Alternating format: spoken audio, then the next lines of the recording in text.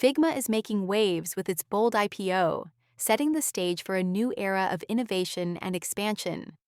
After the collapse of its $20 billion deal with Adobe, Figma's filing reveals a stunning 46% revenue surge and a tripled net income in the first quarter of 2025.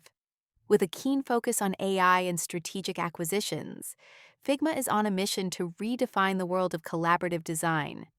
It's a big move, especially when you consider that 95% of the Fortune 500 are already on board as clients.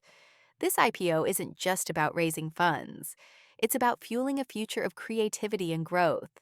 Meanwhile, RedMagic is turning heads with its Astra gaming tablet. This isn't just any tablet, it's a powerhouse designed for elite gaming. With a 9.06-inch 165Hz OLED display and a Snapdragon 8 Elite chip, it's built for performance. Priced from $469, it comes with features like IceX cooling and an 8200 mAh battery, ensuring gamers can play at the top of their game. It's a global launch that's sure to excite gaming enthusiasts everywhere.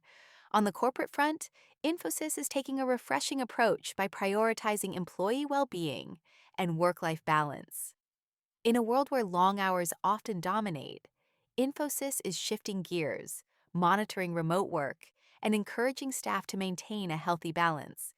It's a move aimed at boosting both health and productivity, showing that sometimes the best way to move forward is to take care of your people. In the realm of construction, Seattle startup Klutch is making strides with its AI agents, Archie and Bob.